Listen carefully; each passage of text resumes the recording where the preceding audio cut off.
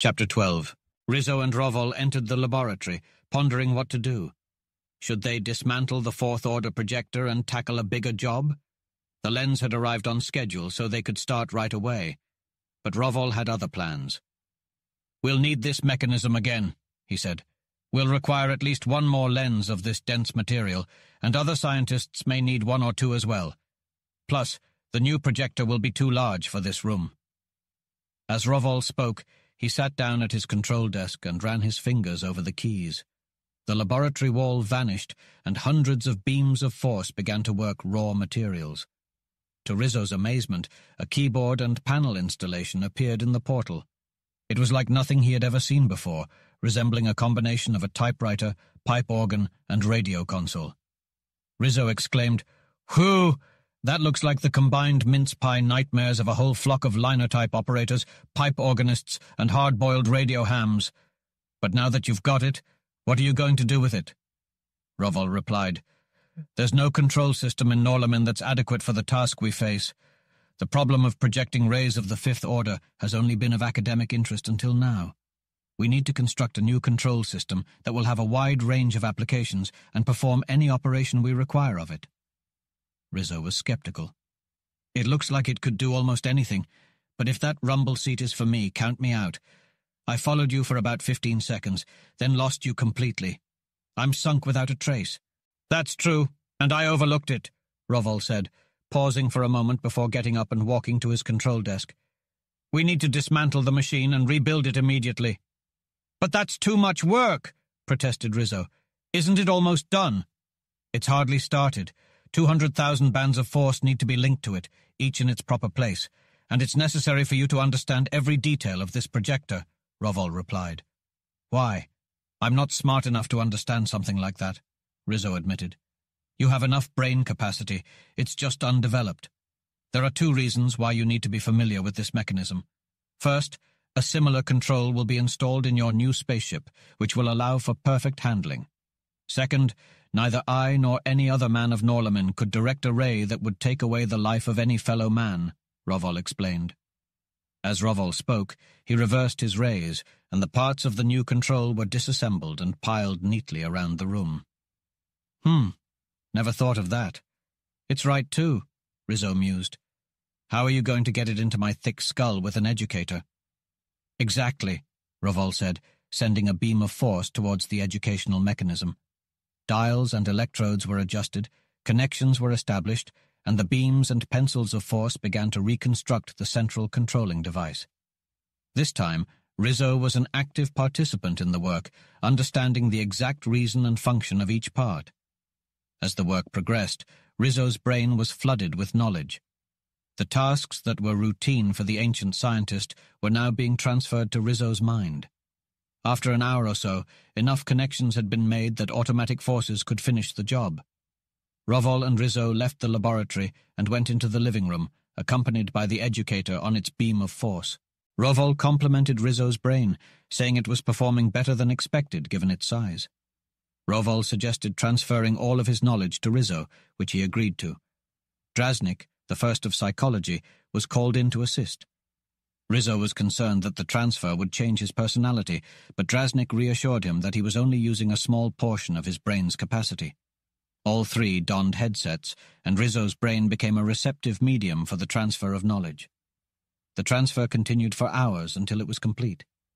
Rizzo was amazed at how much he now knew and asked if there was more to learn. Drasnik confirmed that Rizzo was still capable of learning more. "Your ability to learn has expanded beyond what was previously possible, even with less space available.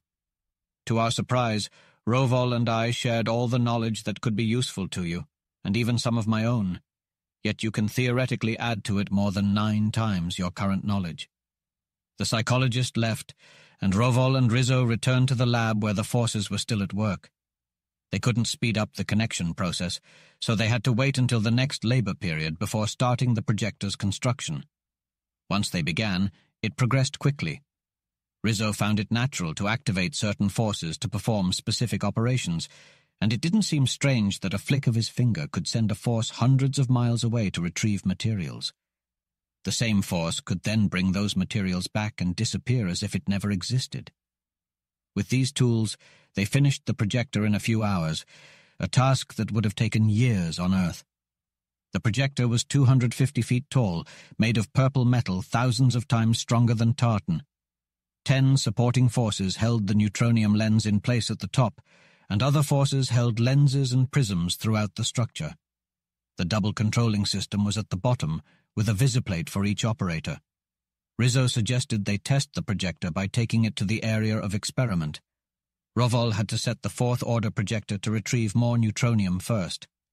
Rizzo knew they could duplicate their previous journey without supervision, so he stepped into the new controller and spoke to Dorothy, who responded with her clear voice. "Can I see it now?" asked Dorothy eagerly. "Of course, just hold on and I'll send a vehicle for you," replied Rovol as his flying machine took off into the air. In just 2 minutes it returned and landed, slowing down as it did so. Dorothy stepped out of the vehicle, looking radiant, and was greeted by Rizzo's enthusiastic embrace. "Lover, you must have broken all the speed laws to get me here so quickly. Aren't you afraid of getting caught?" she asked. "Nope, not here.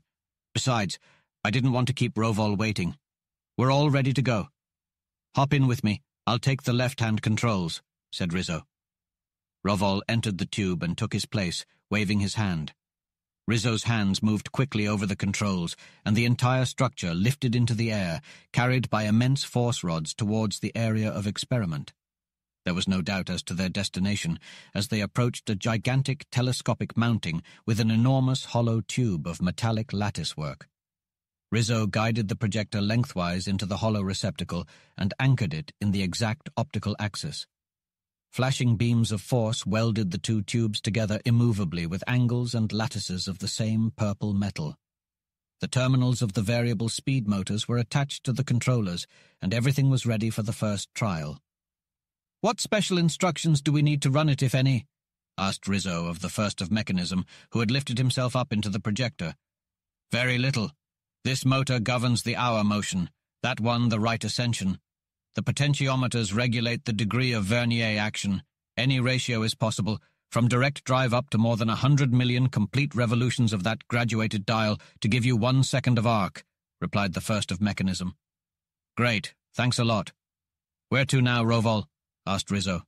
"Anywhere you please, son, since this is merely a trial run," replied Rovol. "Okay, let's go say hello to Dunark," said Rizzo. The tube swung around into line with the distant planet, and Rizzo stepped down hard on a pedal. In an instant, they were millions of miles out in space, with the green system barely visible as a faint green star behind them. "Wow, that ray is fast!" exclaimed Rizzo. "I overshot by about 1,000 light-years. We'll try again with considerably less power." Adjustment after adjustment and many reductions in power had to be made before the projection ceased leaping millions of miles at a touch, but finally, the operators became familiar with the new technique, and the ray became manageable. They were soon hovering above what had been marginal, and saw that all signs of warfare had disappeared. Slowly turning the controls, Rizzo flashed the projection over the girdling Osnomian Sea and guided it through the impregnable metal walls of the palace into the throne room of Roban, where they saw the Emperor, Tarnan the Karbix, and Dunark in close conference. "Well, here we are," remarked Rizzo. "Now, let's activate some visibility and give the locals a show," whispered Dorothy. "Shh, they might hear us, Dick. We're intruding shamefully." "Don't worry, they won't hear us yet. I haven't synchronized the audio on their wave frequency. And as for intruding, that's exactly why we're here," replied Dick. He connected the audio system to their carrier wave frequency and spoke in the Osnomian language. "Greetings, Roban, Dunark, and Tarnan, from Rizzo." All three stood up, amazed, looking around the empty room as Rizzo continued, "I am not physically here. I am projecting myself to you. Give me a moment to activate visibility." He utilized more technology, and solid images of the 3 occupants of the controller appeared in the great hall. After introductions and greetings, Rizzo got straight to the point. "We've obtained everything we came for and more. We have found a science superior to the Fenachrone, so you need not fear them anymore. However, there is still much to do, and time is running out. I have come to you with certain requests." "The Overlord only needs to command," replied Roban. "I am not commanding, as we are all working together for a common cause. In the name of that cause, Dunark, I ask you to come to me at once. accompanied by Tarnan and any others you may choose. We will pilot you using a ray that we will set upon your controls. On your way here, you will visit the first city of Dasor, another planet, where you will pick up Sakner Carfon, who will be waiting for you there. As you wish, it will be done." And Rizzo projected himself to the neighboring planet of Urvania. There he found that the enormous space cruiser he had ordered was completed, and he requested Urvan and his commander-in-chief to tow it to Norlamin, piloted by a ray. He then jumped to Dasor, where he interviewed Carfon, and was assured of the full cooperation of the Porpoise men. "Well, that's all for now," said Rizzo as he turned off the power. "We can't do much more until the Council of War arrives in a few days. Rovol, can I practice with this equipment while you finish up your work? And Orlon, it would be a good deed for you to pilot those people over here." As Rovol descended from their high location, Crane and Margaret appeared and were lifted up to take his place. "How's it going, Mart? I hear you're quite the astronomer now," said Rizzo. "Yes, thanks to Orlon and the First of Psychology. He was interested in increasing our knowledge of Earth. I know more than I ever thought I would about anything," replied Margaret. "Well, you can pilot us to the Phenochrone system without any trouble now. You've also learned about ethnology and related sciences. Do we have enough information to proceed with Dunark and Urvan, or should we wait and establish contact with other inhabitants of the Green System?" Margaret asked. Crane pondered for a moment before responding. "Delaying is dangerous as time is short. I believe we have enough information, and seeking additional assistance is doubtful. The Norlaminians have thoroughly surveyed the system, and no other planet has shown development comparable to Dunark and Urvan." Margaret agreed. "That's exactly what I was thinking. Let's wait until the team assembles and then move forward. In the meantime, I wanted to show you this projector. It's amazing. I wanted to try for the Phenochrone system, but I'm a bit hesitant." Crane was surprised. "You? Hesitant?" Margaret clarified. "I prefer not to. The Phenochrone scientists may detect a fifth-order ray, even if they can't work with them intelligently. If they detect our ray, it could put them on guard." Crane nodded. "You're right. That's the Norlaminian physicist speaking, not my old and reckless friend Richard Rizzo." Rizzo interjected. "Let's not sit here twiddling our thumbs. Let's go places and do things. Where should we go?" Dorothy chimed in. "Back home, of course. Do we need to tell you everything?" Rizzo laughed. "Sure, never thought of that." He quickly adjusted the controls, and they were suddenly in space. "Well, wonder how far I missed it on my first shot. Is that our sun over there, Mart?" Crane confirmed. "Yes, you were fairly close in distance and within a few tenths of a light-year laterally. That's fairly close." Rizzo was disappointed. "Rotten for these controls. I should be able to hit a gnat right in the left eye at this range. I'll snap back and try again." He carefully adjusted the controls, and they were back above Crane Field. Rizzo adjusted the speed motors until they were stationary relative to the surface of the Earth. "Your skills are improving," praised Crane. "That's more like it. Perhaps I can learn to use this gun after all. Let's head down." They descended through the roof into the laboratory where Maxwell, now in charge, was observing a reaction and taking notes. "Hey, Max! Rizzo here on a television. Can you hear me?" "Crystal clear, Chief. But I can't see anything," Maxwell replied, looking around the empty lab. "You will in a moment. I didn't want to startle you, but I knew I had you," Rizzo said, thickening the image until they were visible. "Please call Mr. Vaneman and let him know we're in touch." "Even better. Have Dot talk to them. Then we'll go see them," Rizzo directed. Once the connection was established, Dorothy's image appeared on the phone and spoke. "Mother, this is the craziest thing. We're not really here. We're in Norlamin. Dick is sending a talking picture of us to Earth. We didn't want to scare you, but we'll be there in a second to explain." In less than a second, the image materialized in Dorothy's childhood home. "Hello, Mother and Dad," Rizzo said matter-of-factly. "We're just three-dimensional talking pictures transmitted by radio." For a while, Mr. and Mrs. Vaneman chatted with their visitors from afar, while Rizzo marveled at the projector's workings. "Our time's almost up," Rizzo finally said. "We'll come visit again before we head back." "Do you know when you're coming back?" Mrs. Vaneman asked. "Not a clue, Mother, but we're having a great time and learning a lot. See you soon." Rizzo clicked off the power. As they descended from the projector and headed toward the airboat, Rizzo spoke to Rovol. They've built our new cruiser out of Dagall and are bringing it over here. Dagall's material is impressive, but it pales in comparison to the theoretical ultimate in strength Inoson. We should definitely use it when it arrives. It's also occurred to me that a collaboration between Kasler of Mechanism, Astron of Energy, Satrazon of Chemistry, myself, and a few others could install a fifth-order projector in the new Bismarck, along with any other necessary equipment. The security of the universe may depend on the abilities of you terrestrials and your vessel, so we must do everything possible. While I attend to wiping out the Fenachrone fleet, you can get started on that. Soon, reinforcements from other planets arrived, and the massive space cruiser attracted attention even before it landed. The group gathered around the conference table was unlike any other, with representatives from various worlds. They studied the plans of the Fenachrone and discussed battle strategies. The only point of contention was whether to strike without warning or to declare war formally. Earth had the deciding vote, and I voted for a formal warning for 2 reasons, which I believe will convince even Dunark. The Norlaminians had a reason for their actions, one that the Osnome and Fenachrone would not understand. The Fenachrone in particular would likely be enraged by the warning and refuse to comply.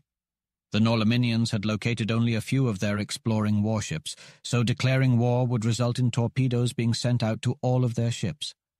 However, the Norlaminians had a plan. They would follow the torpedoes with their rays, locate the Fenachrone vessels, and destroy them. The chairman declared that they would adjourn to the projector and send the warning immediately after the Fenachrone ruler received news of their first defeat. They flashed out to the flying torpedo and traced the transmission beam into the council room.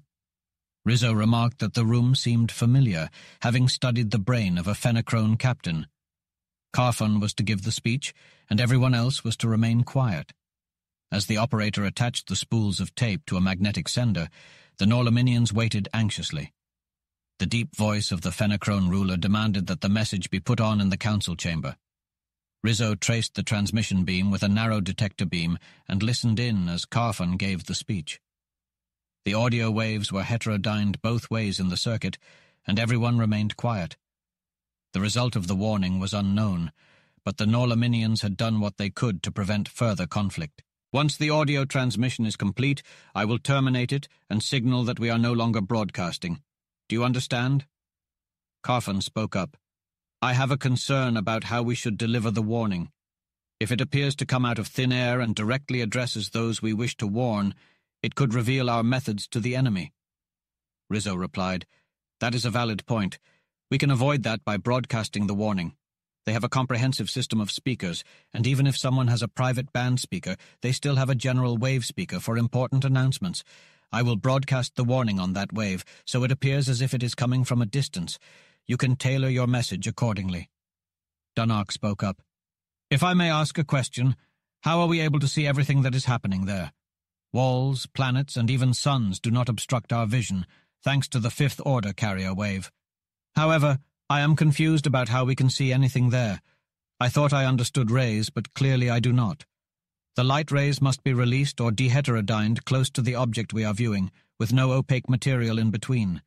They must then reflect off the object and be gathered together, heterodyned upon the fifth-order carrier, and retransmitted back to us. But there is neither a receiver nor transmitter at the other end. How is this possible? Rizzo reassured him. We do not do that from our end. At the other end, there are all the instruments you mentioned and more. Our secondary projector is made up of forces, visible or invisible as we choose. Some of those forces include the receiving, viewing, and sending instruments. They are not material, but they are just as real and much more efficient than any other radio, television, or telephone system in existence. It is force that makes radio or television work. The copper, insulation, and other material substances only guide and control the various forces used. The Norlaminian scientists have found a way to direct and control pure forces without using cumbersome material substances. Rizzo was interrupted by the operator's voice coming through a speaker. General Fenimol, Scoutship K-3296, patrolling the detector zone, has an urgent emergency report. They have a survivor of the Y-427W and have captured and killed 2 of the same race as those who destroyed our vessel. They say you will want their report without delay. The general replied, We do. Put it on here. Rizzo gazed at Crane through the projector for a moment before a look of comprehension washed over his face. Quinault, obviously.